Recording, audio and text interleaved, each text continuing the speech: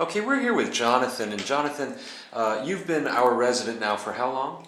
3 years. 3 years, okay. And this is an incredible story that we're going to hear what's happened to you. Now, before you came to our property, you were in a property that you were renting from a private landlord, not a professionally managed home. Correct. All right. And you tell us the story that that landlord let your property go into foreclosure. Correct. And so was she answering the phone when you called her? Not at all. She didn't answer. Phones, emails. Couldn't find her. Couldn't find her. All right. Disappeared. And so did you end up moving? End up moving to you guys' property. Okay. Now, did she give you back your security deposit? No. So she just took your money and left? Took my money.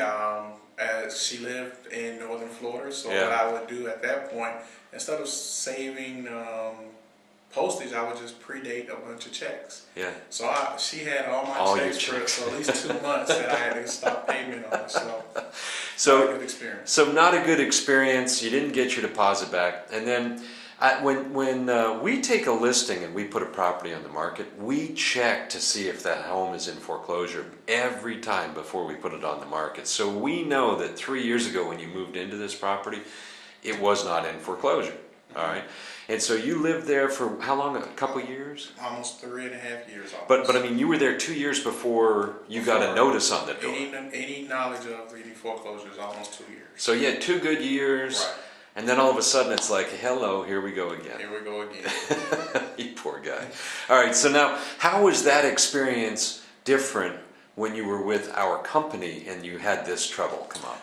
The difference that I mainly would say would be repairs.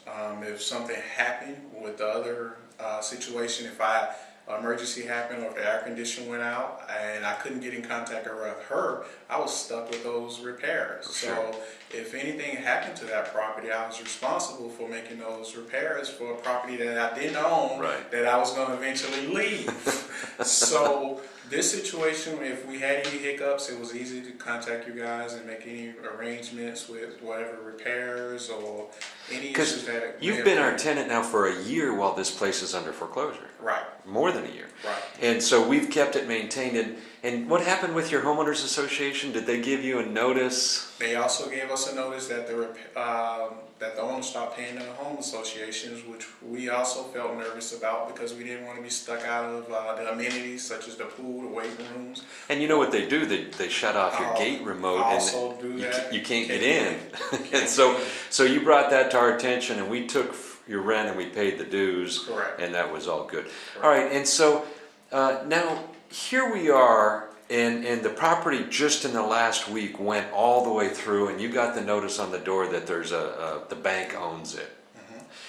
And so as far as we're concerned, your tenancy with us is done.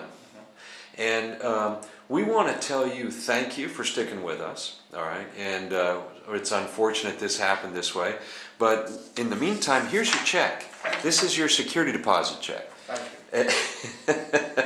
And I'm sorry that this happened to you, but now you're going to have to deal with the bank. And but at least your experience with our company was better than the last time. A lot much better. I have some funds to start off and make some other arrangements. Awesome. Well, listen, if we can help you again, please look us up. And thanks for letting us interview you. Thank you. All right, dude. Bye-bye.